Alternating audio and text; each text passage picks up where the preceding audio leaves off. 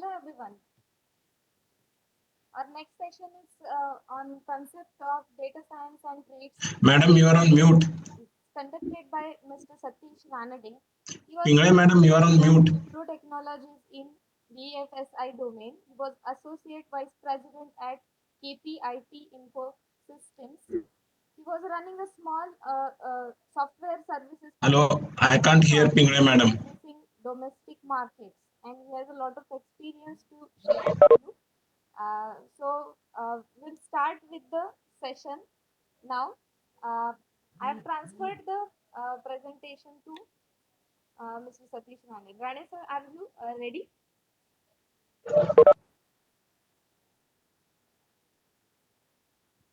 Sir?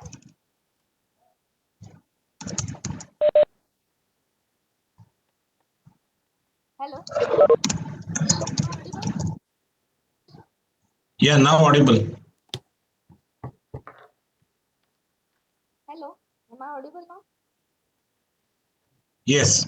We'll Voice is little low, but it is okay. Session on concept of data science and traits of big data with Mr. Satish Ranade. He was general manager at Wipro Technologies in BFSI domain. He was associate vice president at KPIT Infosystems and a lot. So we'll directly go to the session now. Hello, sir. Thank you. Good afternoon, everybody. So can we start the session? Yes, sir. Can you? Hello, Ranade, sir. Yes, madam. Yes, madam. There is a break currently going on. The session will start shortly. Please be patient. Hello, sir. Okay. Your voice is not audible, sir. Hello, can you hear me?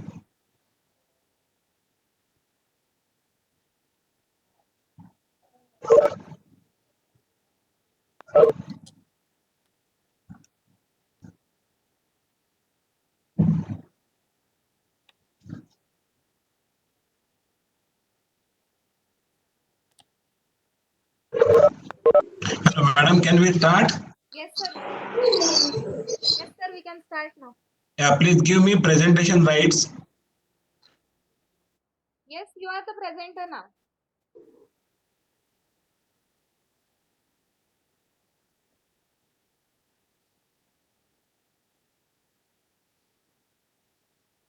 Good afternoon, everybody. Can everybody see me?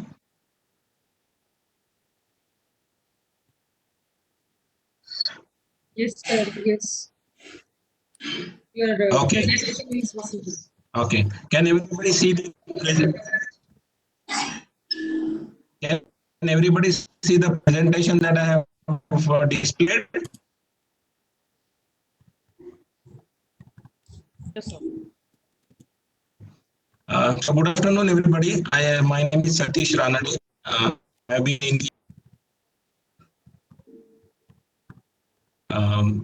I heard the earlier session partly, and it was a very heavy session for me. Linear algebra. I used to do it probably in 1980s when I was doing my engineering in M2 and M3, but not very familiar nowadays.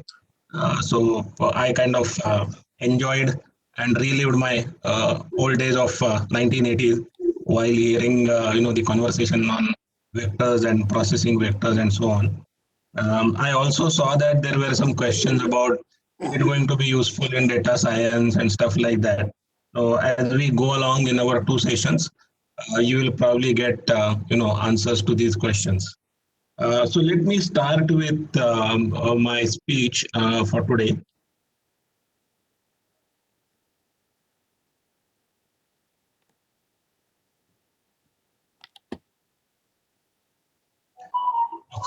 So when we talk about big data or any term regarding data, it actually starts with what are the types of data that we receive. And as you could see on the slide, data is classified broadly in three types: structured data, unstructured, and semi-structured data. And you can also see some of the examples and the characteristics or the attributes of each of these type of data. So let's start with structured data. All of us are probably familiar with structured data because it is very simple to understand. It is in a fixed format. As you can see, I have just drawn some two records in a spreadsheet, which is probably the most simplest tool to use for processing any structured data. So this structured data will have a fixed format, and most of the time the format is identified by the column names or what you can it's column headings or whatever you want to call it, data labels, column titles, etc. The important part is once you have a column title, for example, customer number, you will always see a customer number in that column. You will never see a customer name coming into that column. And if it comes that way, that means the data is corrupt, data is not clean. So what it means is it will follow a definitive common property, which means that there is a fixed format, there is a predetermined length of each of these elements, what is called as data elements. And it will have alphanumeric values in nature. And therefore, it can be very easily handled by machines. Most of the times, we face or we see this kind of data, and this is very easy to understand because we are all engineers, professors. We are, taught to think structurally, operate structurally, and therefore, this kind of data, becomes very, very easy to understand, very close to our hearts. The problem starts when we have unstructured data. And if you can see, it is exactly opposite of what a structured data is. It will never have a predetermined format. So if you see on the right hand side, I have just pasted a WhatsApp conversation between two people or in a group where it is many to many conversation. So this kind of data is unstructured data. It has no predetermined format. It can have almost every type of data, that is number, text, image, voice, video. It can have anything for processing. And therefore, it becomes difficult to store and process because the way the numbers are stored in computer and the way voice and videos are processed or stored is completely different. And that is what increases the complexity in understanding the unstructured data. It may not have a common subject, but may have a common property. So for example, I just saw the conversation that was happening while we were on WebEx. There's no definite structure, but there was a common topic that people were always asking questions about the topic being discussed, which was linear algebra. So there was a common subject, but that cannot be called as a property because somebody then suddenly asks, so we are asked to use Python. Is it useful? And therefore, the unstructured data becomes extremely difficult to store and process. The third type of data is called semi-structured data, which is in between structured and unstructured data. So it has got both the forms. Typically, this data comes from logs, reading, tags. So there is an image of a server log. So there are hardware servers that are being monitored by various monitoring tools, and they keep generating logs in terms of whether the servers are operating at a definite level, are they down, are they up, etc. So these are called as logs. Also in the earlier session, you heard that signals, everything is a signal. So these signals come as readings or tags. So they cannot be classified in a particular structure, but they will have a tag as a segregation for individual elements within the data. For example, if you take a banking transaction, there is something called as a Swift message. So every financial transaction actually operates through a Swift message, and each Swift message has a certain defined property, but the data elements within that record are segregated by tags. So that becomes semi-structured data. So with these three types of data, your entire data universe can be classified. Any questions so far? I will take a pause after every slide so people can ask questions or you can post the questions and then I can answer them as we go along. or as we have a question answer session at the end of the session. Any questions so far?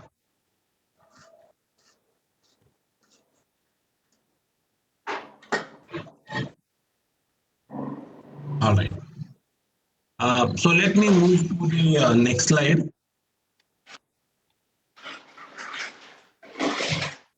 Okay. So we talked about data types. Now the main question is who generates this data? We keep processing data, we keep getting data. So if you look at the graph, the structured data which is shown by the light blue color, there is a steady growth and it is fairly straightforward, almost maybe linear growth. So from 1980s to 2020, there is a data point that shows that the data is growing. However, if you look at unstructured data, the growth is, hello, I lost my presentation. Okay. If you see the, can you see the presentation?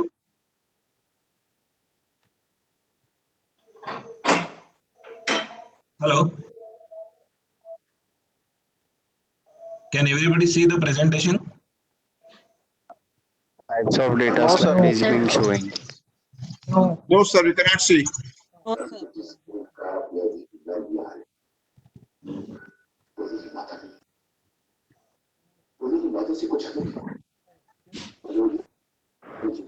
Can you see it now? Yes, now slide is visible. Okay. So if you see the graph, the unstructured data growth is phenomenal. It's not even logarithmic, it is exponential. And if you see the data growth, almost 80% of the data is coming in the form of unstructured data. Structured data, so who produces this data? So there are three distinctive groups. So one is the business transaction that we all carry out. So for example, your credit card transaction, your banking transaction, or as simple as the transaction in your college that you have a student, then he has taken up some subject, then he has some marks, marks for semester 1, marks for semester 2, aggregate marks and so on. So this is all structured data and absolutely minuscule in the context of the data that is being produced world over. If you look at even at the structured data, there is some statistics produced here. The New York Stock Exchange, which is the largest stock exchange in the world, generates about 1 terabyte data of new trades every day. Now you imagine, the New York Stock Exchange operates, and this is only one exchange that I'm referring to, operates for 250 days in a year or 240 days in a year. This one entity itself is just generating 240 terabytes of data in a year. Now you take Bombay Stock Exchange, you take London Stock Exchange, they will be producing almost very similar kind of data. So business transactions that we carry out, they generate data.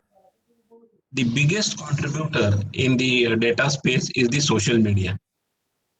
So your photos, your video uploads, your messages, your comments on Facebook. So Facebook alone creates 500 terabytes of new data every day. So now if you look at New York Stock Exchange produces 1 terabyte, while Facebook produces 500 terabytes, 500 times more than what a structured data is generated by one of the biggest stock exchanges in the world. And this data, as you have heard earlier, has no predefined format.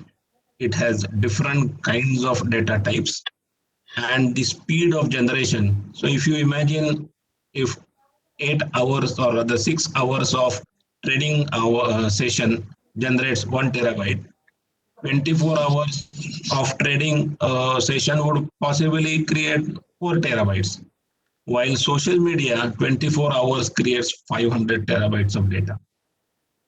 And the next thing, which is the IoT devices, which are not yet so popular, and the footprint of IoT devices is very small.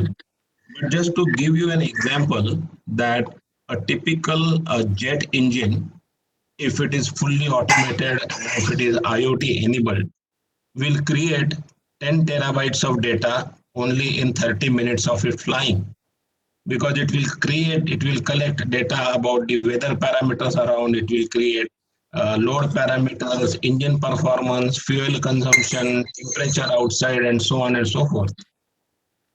And now you imagine if there are 1,000 jets in the world, a very small number that I have taken, and if they run, which is normal utilization of any airline, even 60% of the day, which is roughly about 16 hours, what kind of data they would potentially generate. And all this data, if it is stored, can go into huge amounts, which you and me will not even understand the scale of generation of data. So whether you like it or not, there are sources that are producing data, and that creates a big challenge from a data processing perspective. Any questions? I'm hearing some.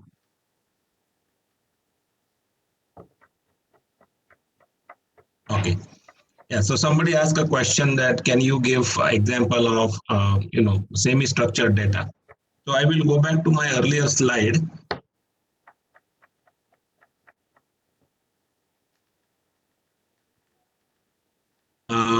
If you look at this chart, or let me give you a very simple example. Typically, logs. So whenever you use Google Maps, whenever you use any app on your mobile, they typically track what you are doing using that app.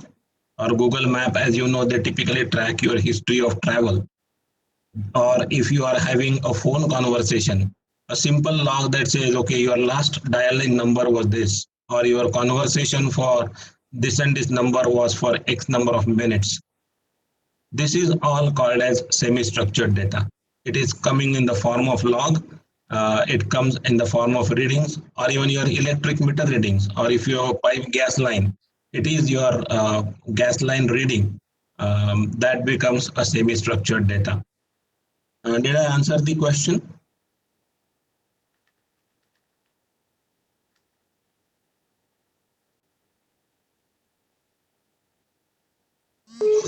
Okay, thank you. So let us move on to the next slide. So frankly speaking, if we are talking about structured data, and computers are in existence since 1965. So 1965 till today, we are in 2020. So almost 55 years of existence of computing technology.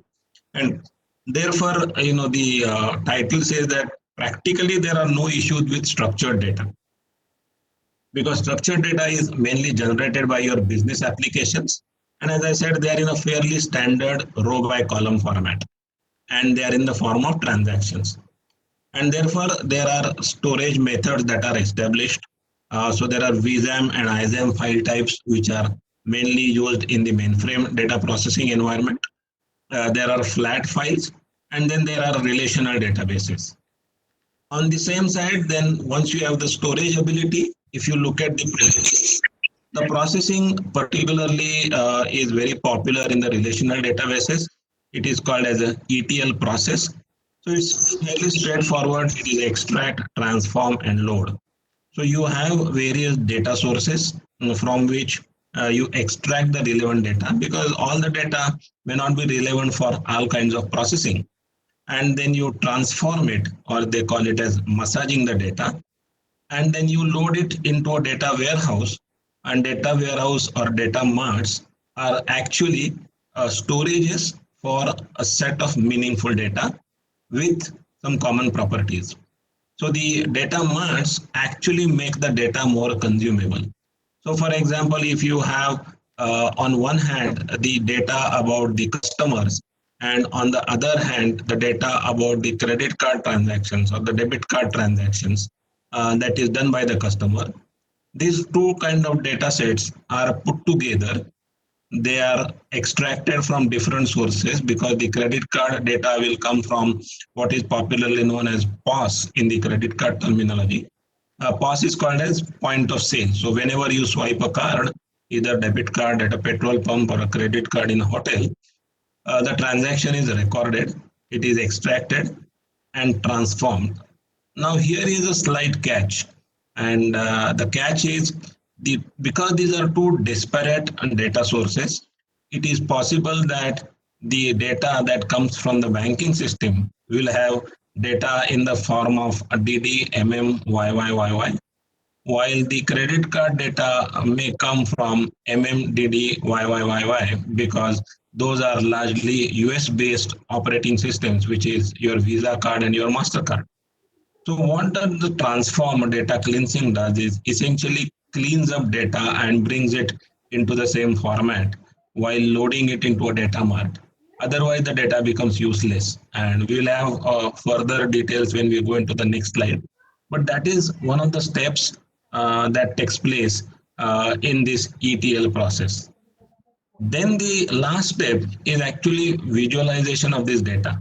And that is where the real power of data is thrown to you. So you do some basic analytics and this data is presented to you either in the form of HTML or it is in the form of presentations or it is just in the form of drill down dashboards, which is called as the presentation layer as well. So after loading the data, which you make the data ready for consumption, there are basic analytics programs that are run, which will draw some meaningful conclusions from the data.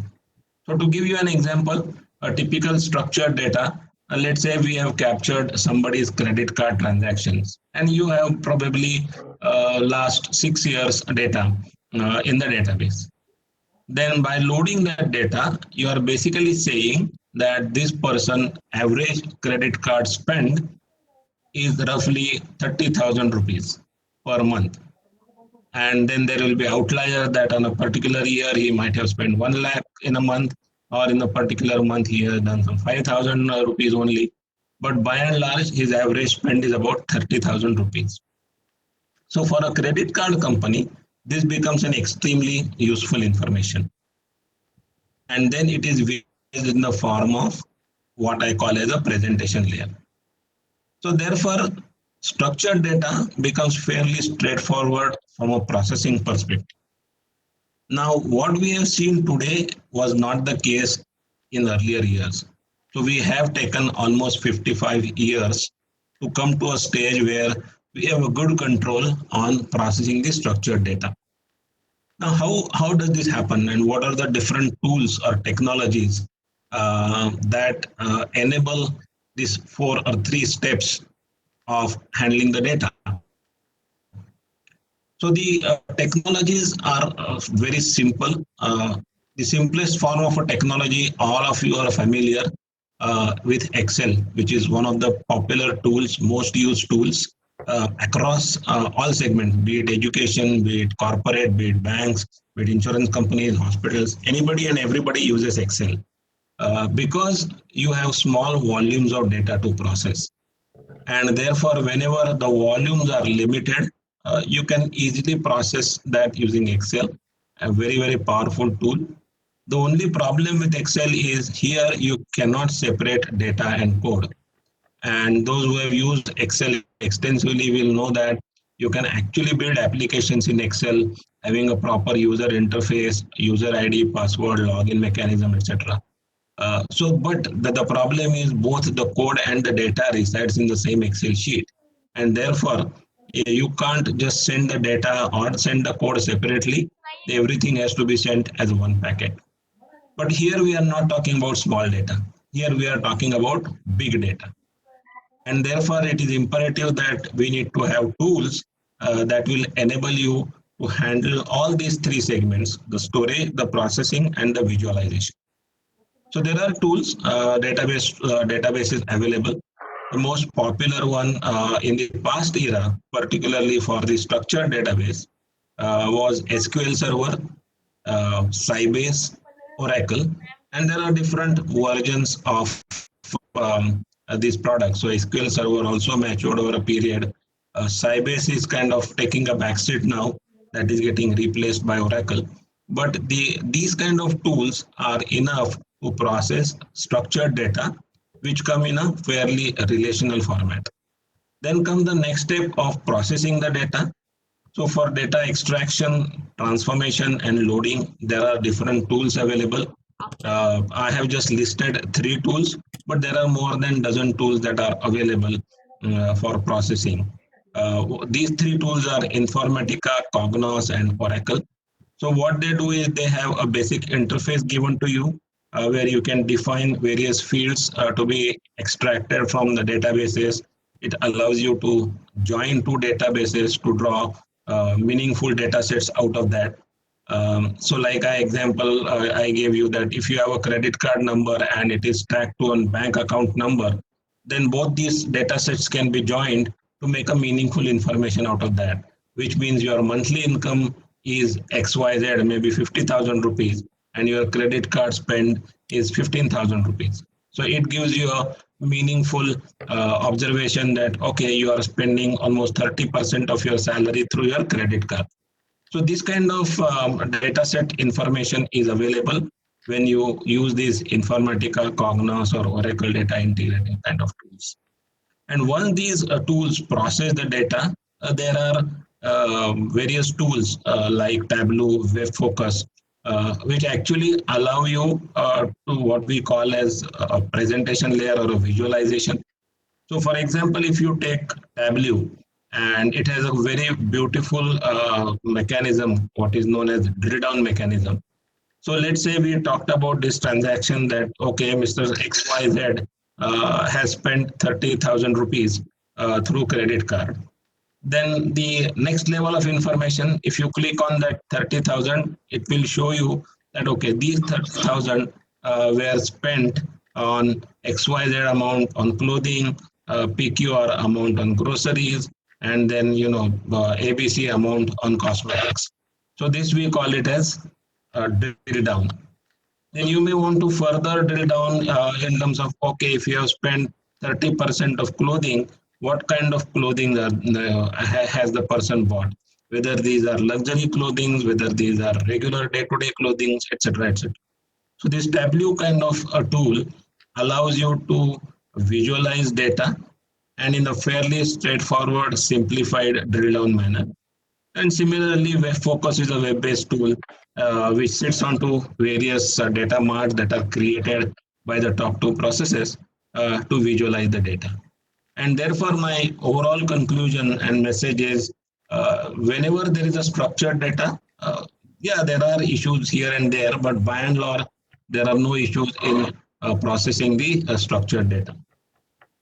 So I'll take a pause here for a minute to see if anybody has any question.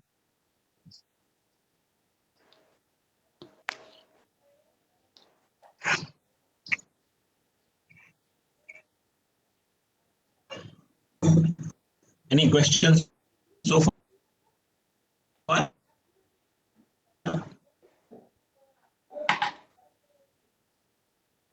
Yeah, somebody is asking a question. Let me check. Yeah, so somebody is asking question about data cleansing. So data cleansing is one of the process part of the ETL tools, and every ETL tool has to provide features for data cleansing. And so when a data ETL tool becomes popular, there are certain minimum basic features, or what we call as MVP, minimum value proposition, for an ETL tool to become useful or popular. It has to have data cleansing feature. And one of the example I gave you was about this date formats. And it is quite possible that when you get data stored from a different sources, different systems, they may not follow the same standard, and therefore you need a data cleansing process. The other example of data cleansing is sometimes you see that when you try to process your transactions, particularly the digital payments, either the credit card or a debit card, or even when you try to withdraw the amount from an ATM, the transaction fails. Now, this failed transaction also gets recorded in the data, but from a processing perspective, this may not be useful if you want to draw some basic conclusions from the data. And therefore, the data cleansing process will throw out these kind of transactions from your raw data when it is loading it into a data warehouse. Any specific questions?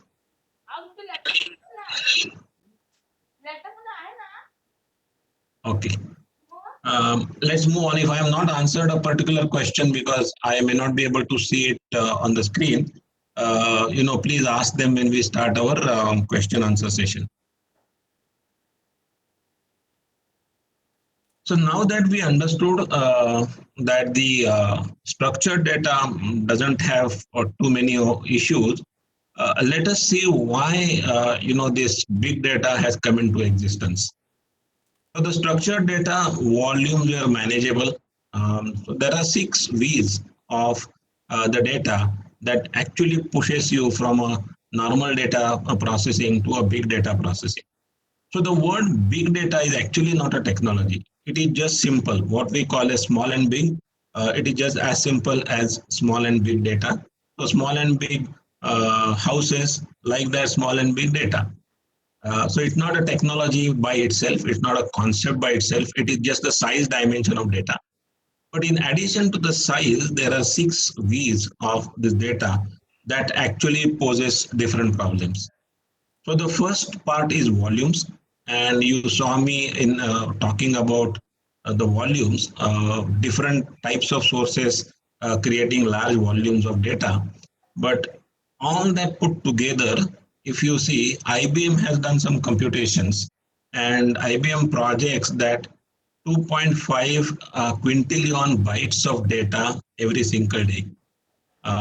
Now, don't ask me if you make it probably 10 to the power of 24, maybe that is what 25 quintillion may be. I don't know, I'm not gone there. But as you know, we talk about kilobytes and, I'm in the field for last 40 years.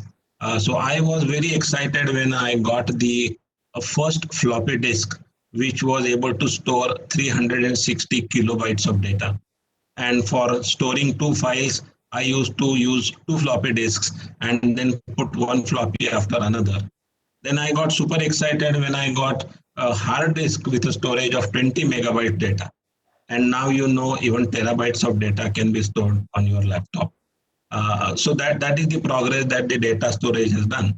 But even today, we believe that the current data storage mechanisms like Oracle, Sybase, etc., they are not good enough for handling these kind of volumes. So volume is the first dimension. The second is variety. Variety is brought into picture because we have started using unstructured data. It is not that this data was not existing. It is just because it has come into digital form now. For example, we always used to do a postcard or an inland letter. Now that was extremely private, assuming that even if it was public, it was not in a digital form and therefore it was not readily processable. But now that the informal data, which is called as, in the form of Facebook posts, emails, Instagram, WhatsApp messages, images, audio, video files, you name it, and it comes under the variety of data. So just from a structured data type, we move to unstructured data processing. It has created the kind of variety that is not possible to be processed by the old database tools or storage tools, which were Sybase or Cognos like ETL tools. Then the velocity, the speed of data processing. The speed of data processing, if you have to make these data processing useful, then the speed becomes immense important. And I have given here a couple of examples like the weather data processing, or most significant is the trends identification from social media. Now the trend will have probably a very short life. So if you say, okay, I have collected your social media data and give me 1 month to process to tell you what are the current feelings of the youth between age of 20 and 35, I will say thank you, because this is such a volatile information that by the time you process the data, give me some conclusions, it would have become very old and therefore useless to me. Therefore, the speed of such data processing becomes extremely important. So if I want to know what are the trends, I really want to know now. And you will see many news channels talk about this. So the speed or the velocity of processing data adds to the complications that the variety has created. The third V, which is the veracity, which is the accuracy of the data. And we talked about it in the cleansing format. And I gave you the simple example of date. That date can come in various formats. So if the data accuracy is not ensured, then the data processing and the conclusions drawn will be extremely useless. Another example I remember from my past experience that I was doing one data processing assignment in early 80s, 1984, 85, where one consulting agency had done some survey of small and medium business in set up in Goa. Now, the biggest problem I faced was there was production quantity and there was unit of measurement. Now, there was no standardization between these two numbers. And when I looked at some of the data points, where we had collected data from small ice cream manufacturers, somebody has said 10 and the unit was absent. So one wouldn't know whether it is kg or tons or quintals. While somebody has said 100, now one doesn't know again whether it is kg or. Now I can't either add or convert. So that is the problem of data accuracy. And especially when you have large data sets, these problems become more chronic. The fifth V is the value. And I roughly mentioned right now that social media data, it has very short life, like the sentiments on a particular topic. And then the most important thing is, yes, I will be able to process data, I will be able to tell you the sentiments, but what utility it has to, or is it meaningful to my business whenever I process some results? Let's say I'm in clothing manufacturing and you say, okay, I will give you the sentiments of youth on the coronavirus. Now, as a clothing manufacturer, I don't know whether whatever conclusions you give me are going to be meaningful to me from my business perspective. And I'm very critical about this because all these things come for a cost, for a price. So handling huge amount of data, processing them, giving them your tools to get meaningful results has a cost. And if that is not going to be meaningful to my business, then I'm not really interested in processing. So I do not want to process data just because there is a fashion to process big data. It has to give me some value. And lastly, the variability. So variability is using same data for multiple purposes. So when you look at again social media data, that sentiments, it can also identify people with unusual characteristics. So for example, if there is a topic on social unrest that is being discussed, now some people may say, okay, it is not good for society, this, that, etc. So you will generally know the sentiment saying that, okay, 70% of the people do not subscribe to the view expressed by some leader. But there will be some post which may say, okay, I would like to kill this guy who is saying this. Now, this is much more than a common sentiment. And this is where one can identify that, oh, this guy looks to be of criminal mind, and therefore we have to be watchful. So the same data can be used at a granular level or can be used at a very high level, which is more like a metadata level to know the sentiments. So these 6 V's are extremely important and one should always remember them because they are the fundamentals for your big data processing and data science requirements. Again, I'll take a pause here for a minute. If anybody has a question, I can answer them.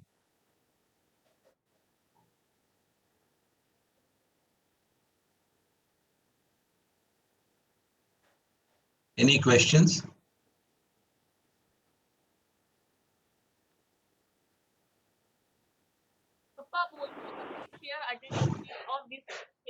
Okay.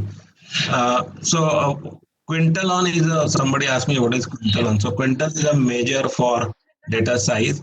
So like 1000 kilobytes is 1 megabyte, 1 megabyte, 1000 megabytes is 1 terabyte, 1000 terabytes is 1 petabyte, and so on. Like that, if you keep expanding this, you will get to the quintillion stage. And I don't know whether it is a 6 step or a 7 step. Probably it is a 7 step, but that is how it progresses.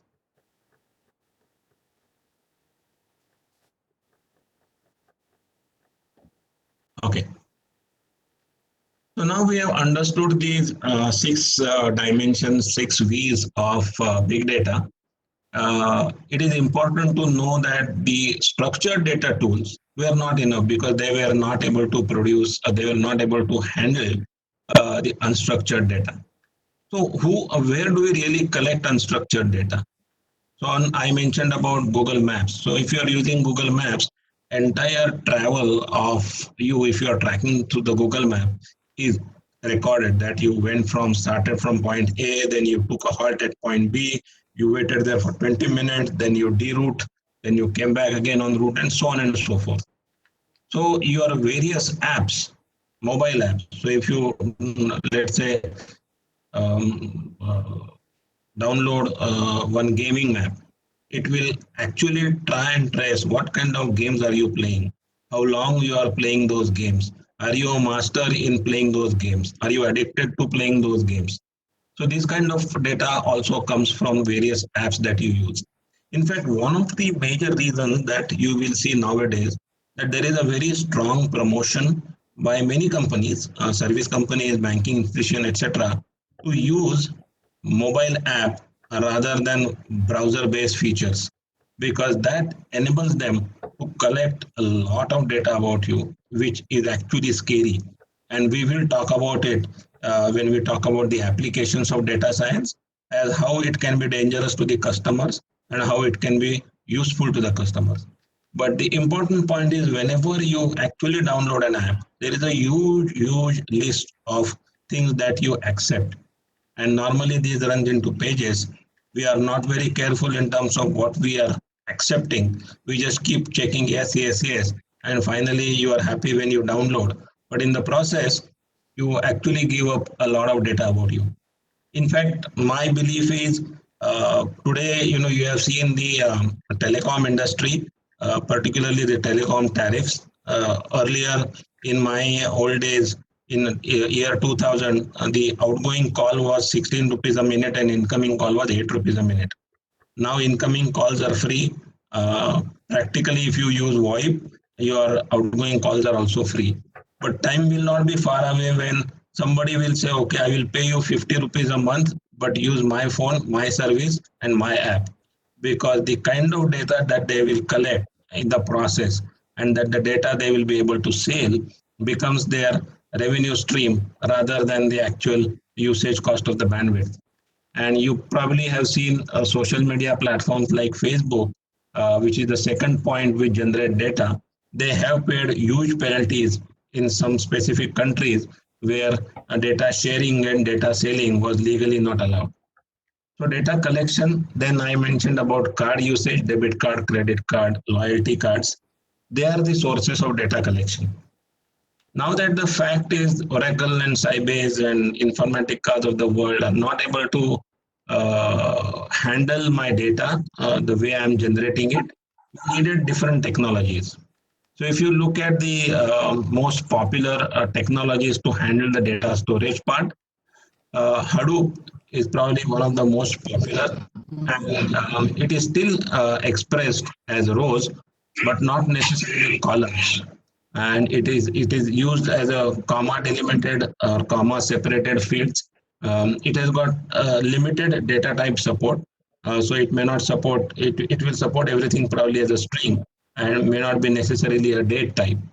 But it allows you to actually handle a huge amount of data.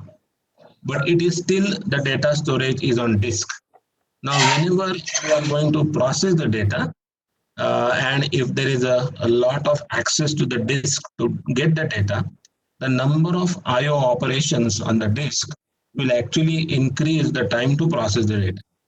So when you need large volumes of data to be processed very speedily, you may probably want to go to database like what is known as Spark, which is extremely memory based storage, and it doesn't go to the disk every time. So a lot of data is actually stored in the memory, and therefore the entire process of IO operations with the disk to get the data into memory, to process them, even to use disk as a scratch pad, are eliminated, and it processes the data fairly speedily.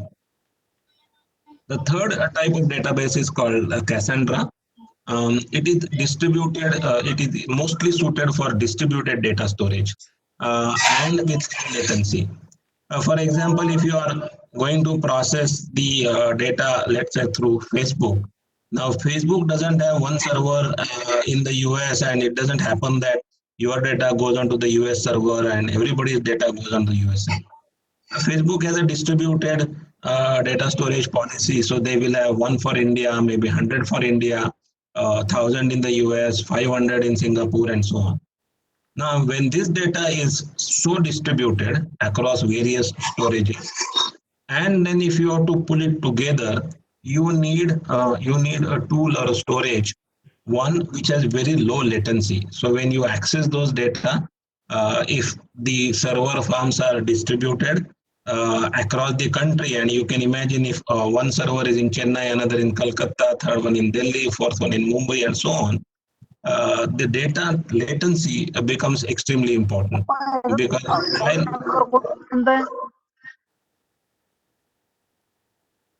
hello,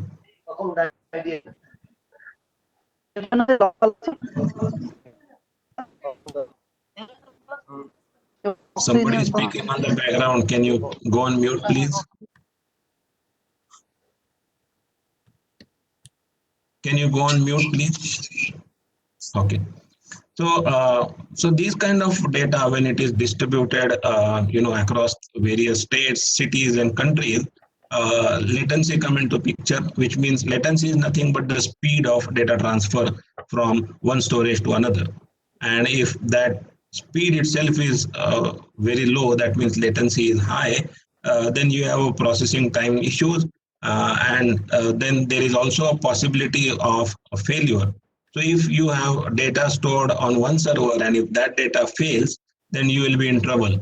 And therefore, the typical data storage policies say that if I have a server in Chennai, there will be a backup server in Delhi. And then constantly the data images are ported from Chennai server to Delhi server to keep both of them in sync to avoid the single point of failure. So such kind of data architectures actually need even further powerful.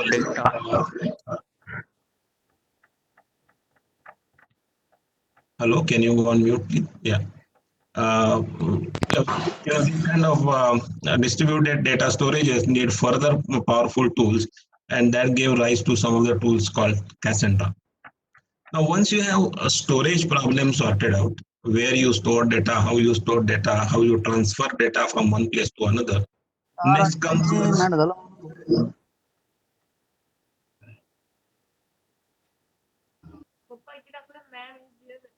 please keep yourself on mute. I lose the flow if I suddenly get some disturbance. Okay, so once you have the data storage problem solved, you move on to how do I process this data. The current ETL processes are not good enough. The current technologies like Java, .NET, they are not good enough. So that gives rise to different kind of programming languages. Now, one of the programming languages is PIG. The P stands for the parallel processing part. Now, when I'm getting this data, and obviously if I collect data all together at single point and then process it, it is going to take a lot of time. So what happens in the parallel processing is it's the same algorithm, same computation method that gets applied simultaneously to different data sets to come out with something called as a summary data set, which is then put together, because now let's say you have 1 lakh records from which you did parallel processing of 50,000 records. So obviously तेच ठेव का AD ला आहे तिथे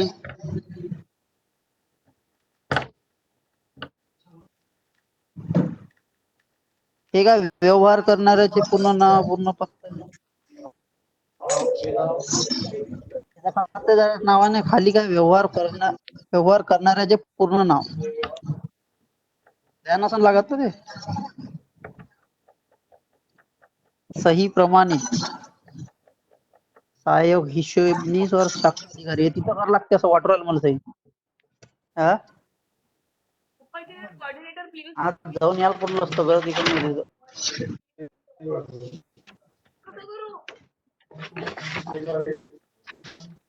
झालं काय photo चिपकावं लागेल ती photo आहे बरोबर आहे म्हटलं होतं.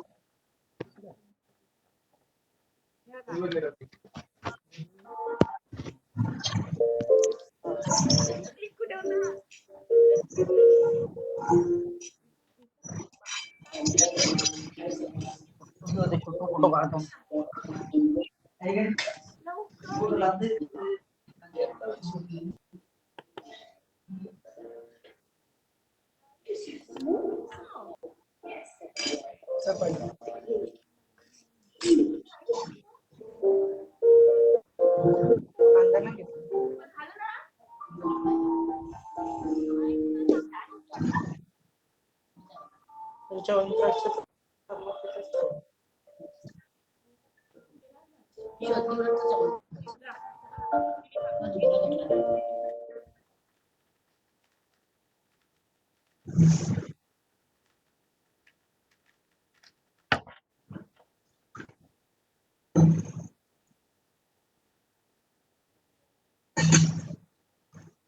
Okay, so where were we? Okay, yeah. So when you have several thousands or millions of record, if you put them together to process it at one unit, it becomes very difficult, time consuming. So the same algorithm is applied to different data sets to come up with summary data sets, which is called as parallel processing. And then these summary data sets are put together to make the final processing. Now this is why languages like PIG came in, because they give this ability to run the same algorithm within the same memory on different data sets. The second one, and somebody was asking the question earlier, Python. Python is another programming languages, extremely useful from big data and data science perspective, because it gives a lot of ready-made packages, what is called as a package, to save the programming time. And I'll give you a simple example. What is a package? See, all of us have been taught and we have learned, how to compute compound interest, in the schools, simple interest, compound interest. Now, if you take Java and you are asked to compute compound interest, you'll have to write a few lines of code, maybe 10 lines, 15 lines of code to actually get the compound interest in the desired format. While packages like Python, which has got ready-made libraries called pandas, there are business packages available where you just say compute CINT, and I'm just giving an example, throwing some names. It may not be actually available in Python, but just to explain you the concept, it may just say compute CINT, which is compound interest, comma, principal amount, comma, days, comma, rate, and comma, output. So you will get the interest amount as output. So you don't need any programming to be done using this package or routines, functions, whatever you want to call it. You can easily achieve the functionality very quickly. So the programming time reduces because of Python.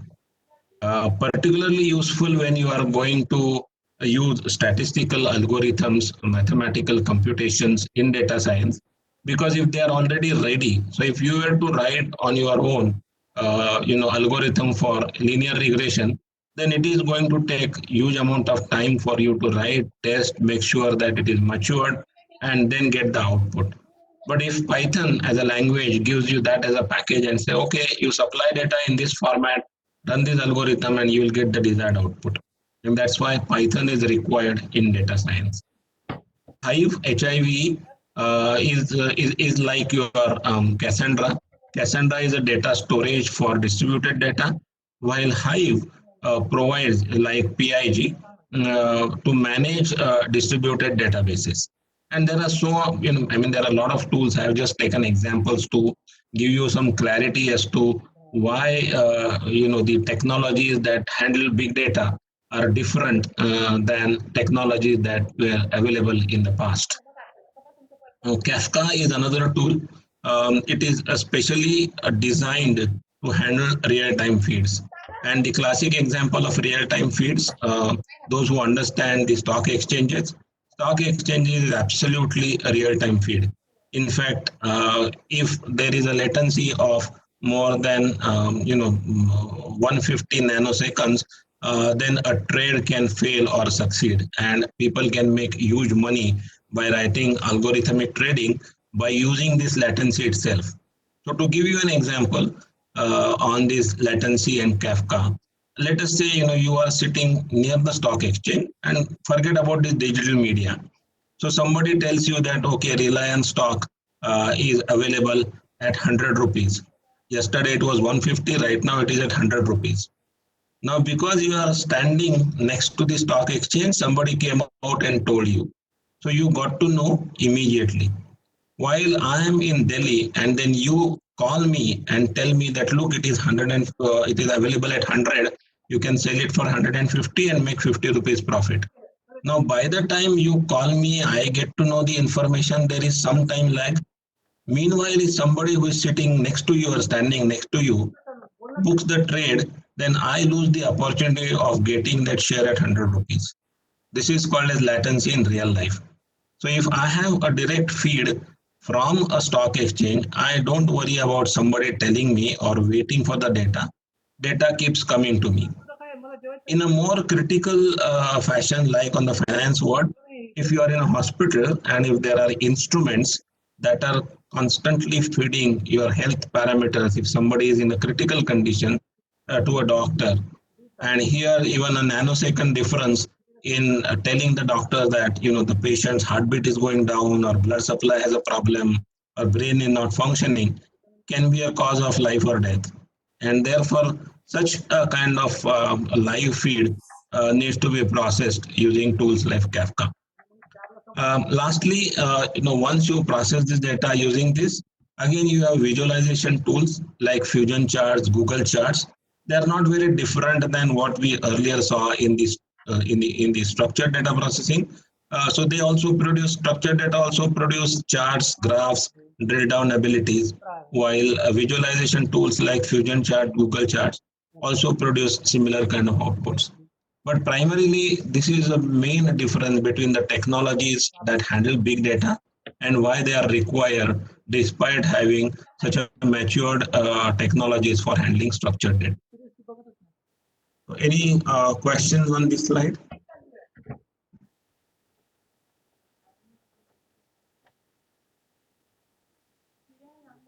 The question actually goes away before I could read.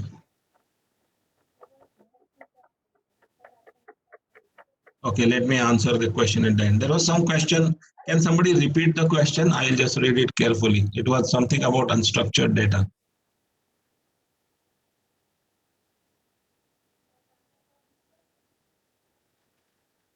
Sir, if we are having unstructured data and if we want the highest from the graph, how can it be achieved? Sorry. Okay, let me see the chat. I mean, unstructured data, and if you want the highest peaks from that graph, how can that be achieved? Sir, in Hive, we can't update, delete data. Which is better, Hive or SQL? Okay. Yeah. So there are two questions that have come up. If we are having unstructured data, and if we want to have the highest or peaks, so there are. First of all, these questions gives me a pointer to explain to you how your thinking needs to change when you move from structured data to unstructured data. Normally, what we try and do is we apply our background to the new technology, and that may not work. The way the unstructured data processes, there are different algorithms and there are different functions that will help you to find out the information that you're looking for. Structured data, fairly simple, as you know, and that's why the question comes like that. That I know in structured data, I just draw a pie chart or a bar graph that tells me what is the highest or a peak. But in structured data, it will talk, in unstructured data, it will talk about the counts. It will talk about the instances. For example, if you want to know what is the highest count or what is the count of people who are saying that coronavirus is a very positive spin to economy. Now then the natural language processing machine learning algorithms will try and find out how many times the unstructured data, that is your Facebook post or emails, are creating this sentiment saying that yes, it is very positive. And this count will tell you that okay, this is the sentiment of being positive is 40%, while sentiment of being negative is 60%. This is how the unstructured data gets processed. Did I answer your questions, Snehal Gaikwad?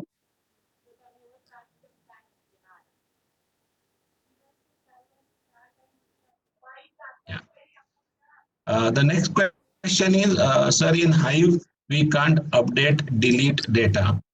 Which is better, Hive or SQL? Okay.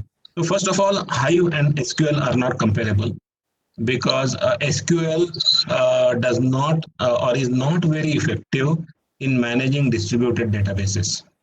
So this comparison, I would say, is unfair. Secondly, when you look at Hive, or even particularly the update delete data, is not given to a programming language. The control is not given to the programming language. That's why it is not available in Hive. Because in a distributed databases, one has to take care that all the databases are synced in real time.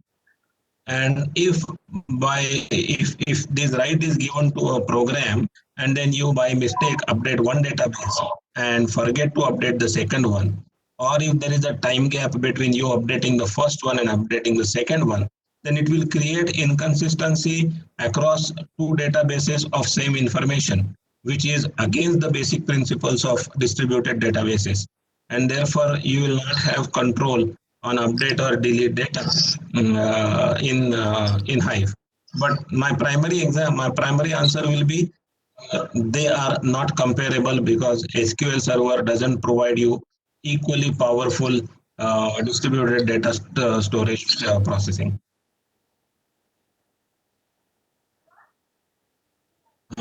Any other questions? Okay. We'll move on. We have, I don't know whether we have a hard stop, but there is a lot of content still to go. A usage of big data. All we understood, okay, this is big data, these are technologies, who generates how much data. But finally, actually, why should I do this? Okay, I mean, yeah, I know there are sentiments and all that. But if you really look at from a business standpoint, business looks at only two parameters. One is growth, which is in sales, and second is money, that is profit.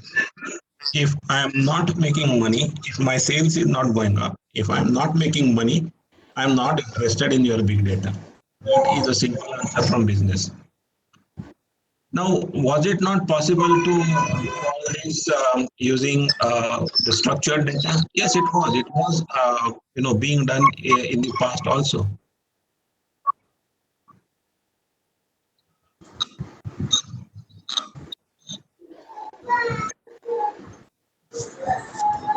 I will have to stop if I get noisy background. I have no choice.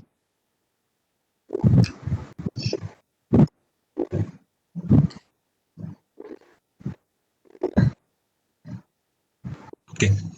So the business environment has become what is known as VUCA business world. VUCA means the business have become volatile, uncertain, complex, and ambiguous. VUCA. And I don't need to explain this term now. Maybe 2 months back, people would not have understood this. But with coronavirus, all of us have understood how fragile, how volatile, how uncertain the business is. What was running fine, going great, has suddenly come to an halt.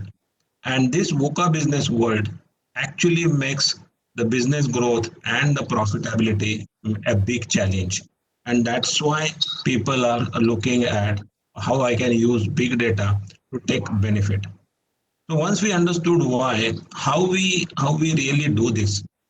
So the first thing that big data is being used is to analyze trends and predict events. So if a company knows that a few things are likely to happen, let's say by end of 2020, and I'm a manufacturing company, and my big data guys come and say, hey, you know what? Mobile sales is going to go down by December 2020, but laptop sales is going to go up. Now, this is an extremely important input from analyzing trends and predicting events. So, if I'm a mobile manufacturer or I'm an electronic component manufacturer and I have ability to manufacture components that are required in both these products. So maybe I manufacture touchscreens. Mobile requires small side touchscreens while laptop will require big side touchscreen.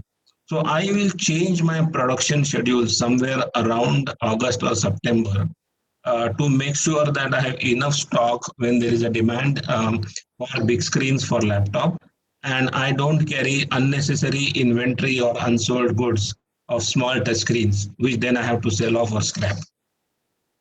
So what I have done is I've used the data or trends to predict events and see how I can align my business strategy.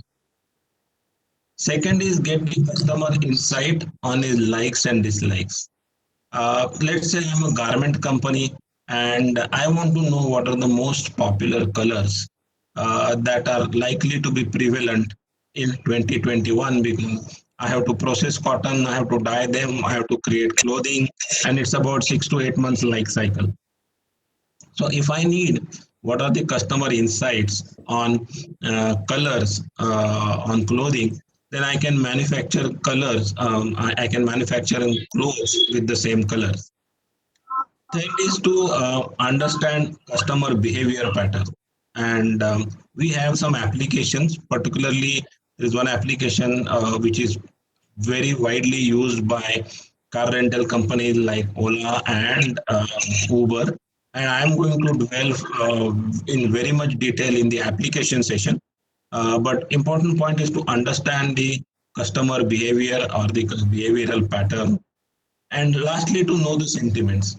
So these are the four usages of big data, which, as you know, if you process only structured data, will be very limited ability to get these kind of information. Customer insight, likes, dislikes, customer behavior patterns, and so on. And therefore, big data becomes very useful for businesses. And if you remember that I said the veracity, the value, if this value is not coming, if you process data and say, no, I can't tell you the trend, sorry, or okay, this was the trend in 1920 or 2020, but I can't tell you what will happen in 2021. That is something for you to figure out. Then from a business perspective, that conclusion may be half cooked and may not be very useful for me. So I will think about my data strategy and really whether I want to go for big data. How many of you understand Marathi? Now I'm moving to data science part. How many of you understand Marathi? I believe most of you will understand, right?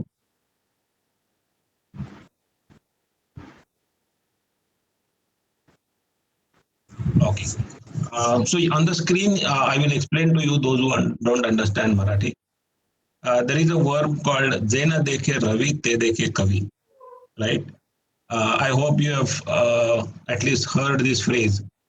What it means is Ravi is sun, dekhe means seen.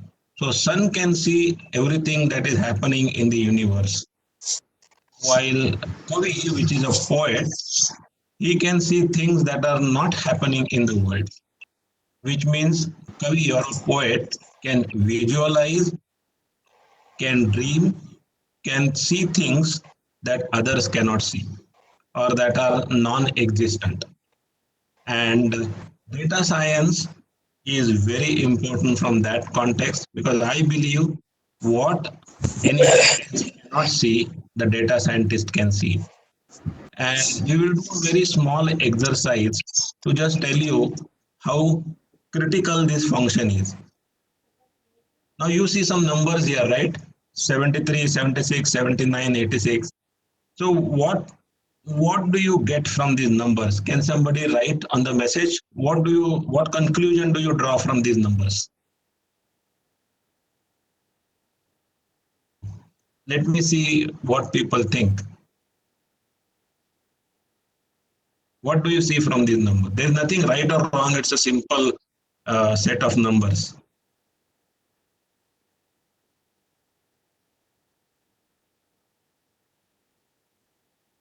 Great. All numbers are more than 50. Fantastic. All numbers are 2-digit. It's a sample thing. Fantastic. Ranges between 60 and 90. Great. All right. Some numbers are repeated, right? Now, this is all that all of us can see, all of us do interpret. However, a data scientist will see this phrase.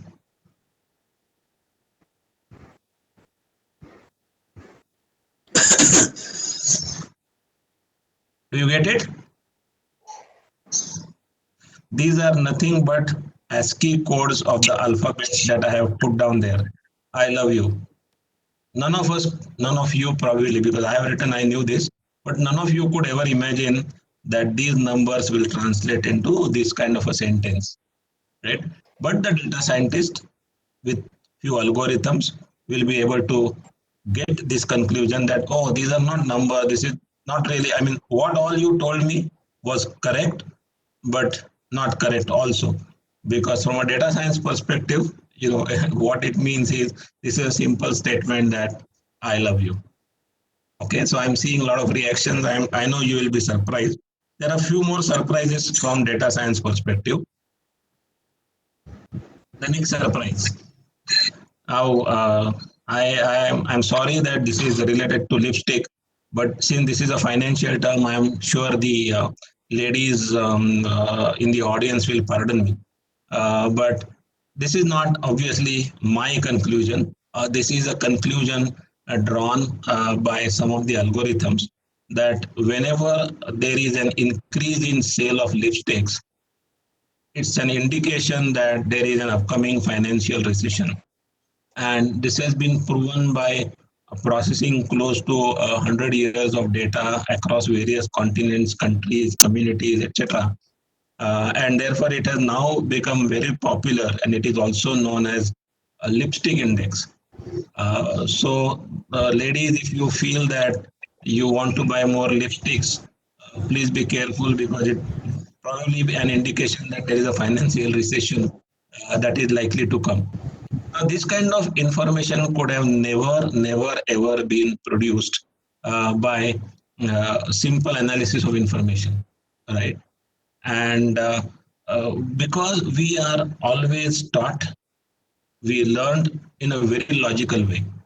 Nobody, so tomorrow if I tell you that, for example, that increase in gold prices is directly relational to the number of heart attacks that occur. So increase in gold prices in US is related to number of heart attacks in Somalia. Now, logically, you and me can't believe this. But if there is data which says that, okay, I have processed 100 years of data where I have found that whenever the gold prices in US has gone up, then there is a good chance that the heart attacks in Somalia will go up. Now, one may ask, is it logical? It may not be logical. It is just correlation between two events, and everything may not be logical. But if I am confident that in 100 years, if this has happened, then there is no reason why in 101st year it will not happen. However, if you ask me that, is it sure, you are sure that it will happen in 101st year? I will say no, the confidence level is probably 95%. because I have processed only 100 years of data and I have processed only 1 million of transaction. But if I process 2 million transaction and if it is still showing the same result, then my confidence level will go up. So it may not be logical, but it is very correlated. While most of us, because we come from engineering background, the way we are brought up, we always think logically. But this is a classic example of how data science can give you a completely different insight into something that was not visible, that is not seen by the human eyes. So more poetic than the real world. Now that you understood the magic of data science, really try and see what is data science. And then it will probably get answers to some of the questions that we talked about. There were one question somebody was asking whether Fourier series, are we going to use it in data science and so on. So you will probably get some answers to these questions. So basically data science is a multidisciplinary field. It was in existence in parts and pieces earlier. Now that it has been put together, it has become a science. So if you really see, I will tell you why I call it as multidisciplinary. But it processes structured and unstructured data. It processes huge volumes of data, and it uses very scientific method, processes, and algorithms. Now, this is an extremely important statement for something to be qualified as a data science. And then it draws insights onto customer behavior. It analyzes, predicts, and finds trends. So this is fundamentally what data science is. Now let us look at why I call it as a multidisciplinary field. So this is multidiscipline. So if you really look at, there are so many components of or various disciplines that are required for somebody to really acquire expertise in data science. So if you look at statistical research, people who are here with statistical background, they will know that there are different algorithms like random forest, regression, decision trees.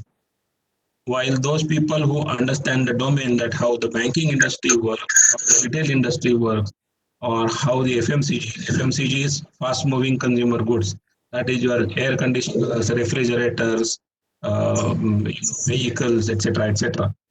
And lastly, the computer science, where you try and understand Python programming, RStudio, or relational databases. So these are the, computers, statistics, domain, all these put together along with machine learning, data processing. So if there are mathematics and computer science, machine learning is a common factor. Statistical research is a common factor, data processing.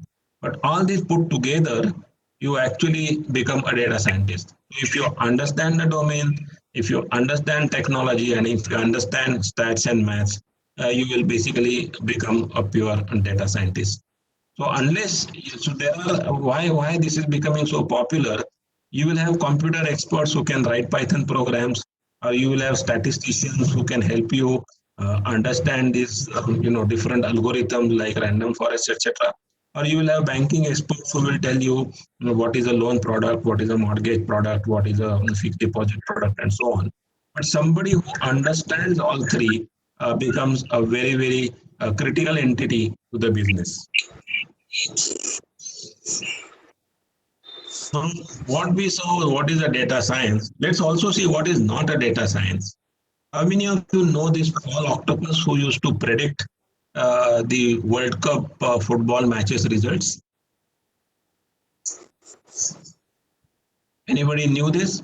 There was an octopus. Now, will you call this as a data science? Obviously no, because the octopus is not processing any data. There is no mathematical or statistical model behind it. There is no algorithm behind it. So just because somebody predicts that something is likely to happen, it doesn't become data science. Otherwise, the guy on the street who has his parrot, who takes your various cards out of the pack and tells you your future, right? He would also become a data scientist. But he is not a data scientist. but he uses data science, and I'll tell you how. So he may tell you that, look, you are working very hard and you are not getting the right results, or somebody is against you and therefore you are not getting the recognition and so on. Now he knows by his mental data science abilities that these three words or these three sentences are actually most popular sentences. Who would like to say that you don't work hard? I always want to say, somebody says, okay, I work hard, but I don't get the credit. So his brain says that, or finds out or found out that this is the most popular statement people would like to hear. Now that has nothing to do with your future or the card that parrot takes out, but it is his trick to attract you to what he is saying. So that is how he uses data science to attract you, but actually not telling you the future. So for something to be called as data science, there has to be data, there has to be a mathematical or statistical model, there has to be an algorithm. Just prediction doesn't make it as a data science. Now this is an acid test of a use of data science. And this comes from business. So as I said, I have spent my 40 years in IT. And every business, when I will go to some business, to a bank or to an FMCG company and say, okay, great, look, I have these data scientists and they will do great wonders for you. He will say, okay, thank you. Now first tell me whether it will increase my revenue or at least sustain my current revenue. How do I do that? So by adding new customers to my existing portfolio. So today, if I have 100 people coming to me, will that become 150? Will that become 200? Or today, I am selling 10 products to a particular person. Can I add more products? Can I sell 15 products to him, 5 additional products? That is called as cross-sell. Or the third is upsell, that, oh, he has been buying cosmetics, but he was buying cosmetics of a medium grade, but can I sell him perfumes coming from Givenchy or Gucci, which are extremely expensive? It is called as an upsell. So he was taking cosmetics from me or perfume from me, but can I upsell? Now if the answer to this is no, probably your data science is not useful to him. The second test in the acid test suite is, can I increase my profit? How can it increase profit? One, either by reducing my costs, or two, by avoiding wastage. And when we go to the applications part, we will dwell more on this. I have a lot of examples to tell you on how industries are adopting these two methods of increasing profit and increasing revenue. The third one is, will it increase the customer loyalty? By improving customer satisfaction and by enriching customer experience.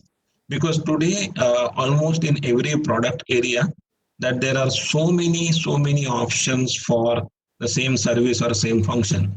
And you take your banking customers, like there is no loyalty to a particular bank. Today you have a bank which offers 6% as the rate of interest on your fixed deposit. If tomorrow you have somebody who offers 6.25, as soon as your this deposit matures, you will move on to other bank. Or you have one mobile, if you want to buy a mobile, there are so many mobile companies, so many mobile models. So how do I enrich my customer experience so that last time you bought a Samsung, how do I ensure that in the product that I have sold you and the product that I'm going to sell you, I enrich the experience that next time you say, oh, I will not buy anything other than Samsung. So that is called as customer loyalty. So the acid test is, if your data science conclusions or insights or behaviors is going to help me in either of these three, ideally all three, but if at least one of them, then your data science is going to be useful. So this is why the data science become extremely popular, because data science will provide answer to these questions to the business. Now let us see how it is used in the real world. So what happens is, you have a lot of data of your business and outside of business. So of your business, the data may be mostly structured. Outside of your business, data may be mostly unstructured. So when I say structured data from your business, because you are recording those transactions, you are recording those behaviors, You have standard forms that the customer may fill up. So you have very, very good quality data. But unstructured data, there are models, data models or algorithms that your data scientist will apply to the raw data and give you some insights. Then these insights go to the business manager. The business manager will say, oh, this is what the data is telling me. Okay, so let me apply the business context. Let me come out with a strategy. And then I will also come out with what is my expected outcome if I apply this strategy. And one example I gave you, that if I'm manufacturing, let's say, touch screens for laptops and for mobiles, and your raw data shows that in 2021, the mobile sale will go down and the laptop sale will go up, then the business context will be, okay, let's realign our manufacturing line so that by end of December, my touchscreen stock almost becomes zero for mobile, and my touchscreen stock for computers goes up. And then in 2021, I am actually able to fill up all the demand for my laptop touchscreen, that comes from the market. So this is the business context. Then when I actually apply this strategy and I realign my manufacturing lines, I see outcome probably by middle of June. And if the expected outcome is matched, if that is the last step, then that tells me that yes, I've been very successful in adopting my data science trend. So if the outcome doesn't match, then the data scientist gets fired because he actually gave me wrong insights on which I have validated. I actually put up my business strategy and it failed. So it is likely to happen. And I will tell you, like there are examples of successes using this, there are failures. So for example, and it's important to understand how data science can be even destructive. In 1984, Kodak came out with digital cameras, not in production, but in their lab. And not in a very formal way, but in a very informal way. One of their business strategies said that, look, these cameras are going to be expensive. People are not used to it. So there is no future for digital camera. Let us continue with those old film-based cameras. And Kodak company got bankrupt in few years because somebody else manufactured digital cameras rapidly, and Kodak was not in line. Their manufacturing line was not realigned to manufacture digital camera, and the company went bankrupt. So if the insights go wrong, or despite having insights, if you don't act, then the data science cannot help you, and the business can definitely be at a risk. So this is how the data science is used. We will take more examples in our second session. And now a quick exercise. So this is a small assignment for you. This will be useful for me to know whether you have really understood what I have explained so far. So identify areas from your day-to-day life where you believe a data science can be used. And when you say identify, I just don't want a single line. You should tell what will be the consumer benefits, what will be the business benefits, and what will be the social benefits. Now, the idea or the pointer may not have all the benefits in place, but at least one of the three benefits have to be explained. And you should also explain in simple words what is a problem statement and what are the potential benefits if the problem is solved by data science. Now, please remember, I'm not telling you to write how the data science will solve the problem, because that we have not explained. But I really want you to go back and think what are the different ideas that come to your mind that can actually be candidates for data science. There are some messages coming up, so I will look at. Sir, share this recording of 2 sessions on our WhatsApp group. Predicting the performance of the students in the course. Okay, so people have already started writing ideas. I would say that take this as an assignment, because single liner is not going to be enough.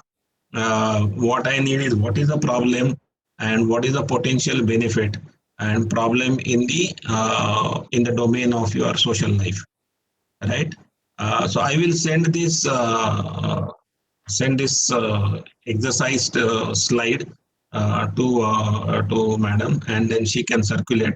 Probably you can take a photograph of this slide also if you want, and if you don't want to wait for the slide being circulated. All right. Now I will again pause here and see if there are any more questions that I have not answered yet.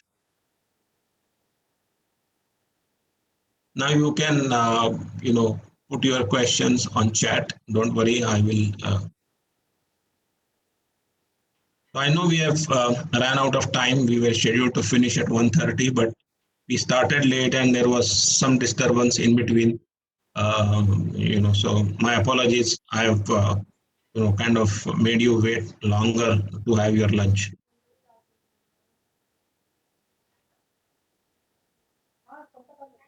Sir, I am Nandish here.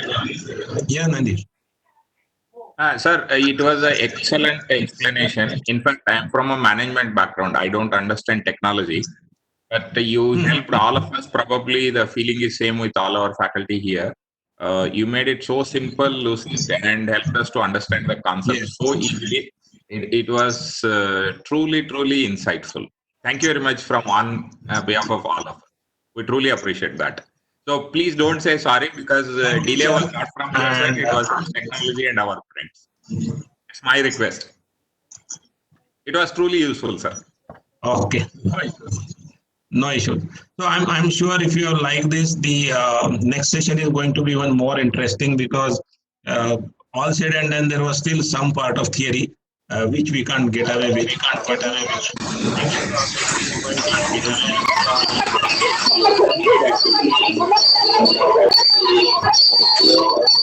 And thank you, Peter, madam.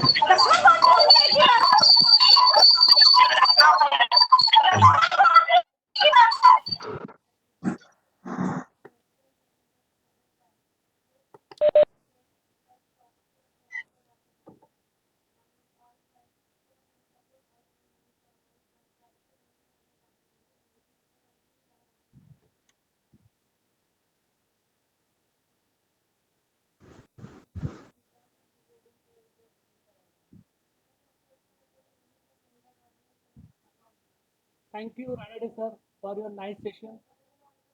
Really, it was excellent exposure for all of us. I hope all participants must have enjoyed your session.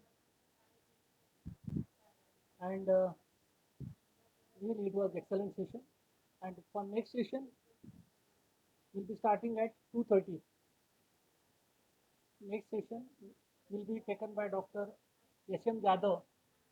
He's from IT department. He's heading the IT department at Batu Lonere, having 25 years of experience. He will be taking whatever data visualization topic given to him. So let us wait for half an hour. We'll meet at sharp 2:30. Professor S.M. Jadhav will be conducting the next session.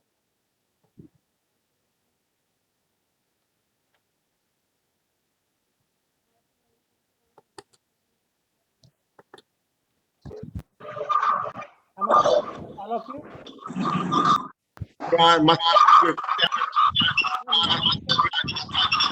We'll start at 2:30. Next session 2:30. Is it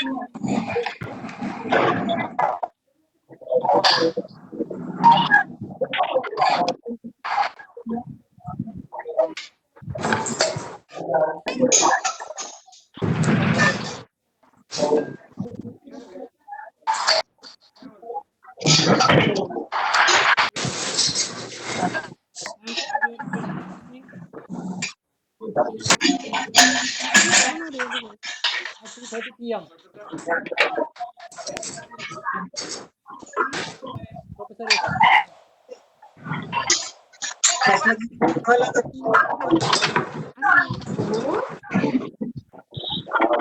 Great. काल रात्री काय काय माहिती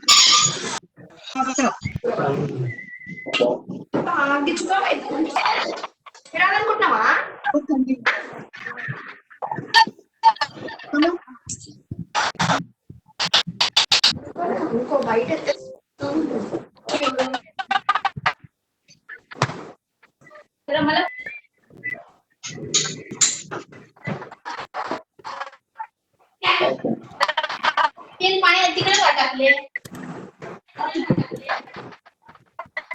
वाटी तिकडे टाकले mummy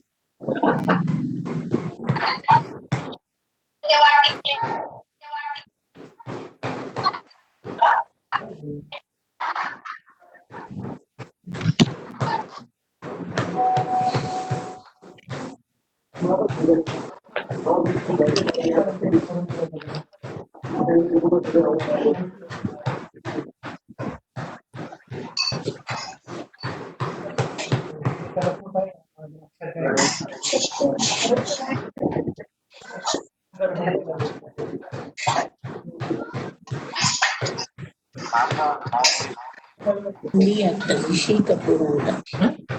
Me after Rishi Kapoor చనిపోయాడు.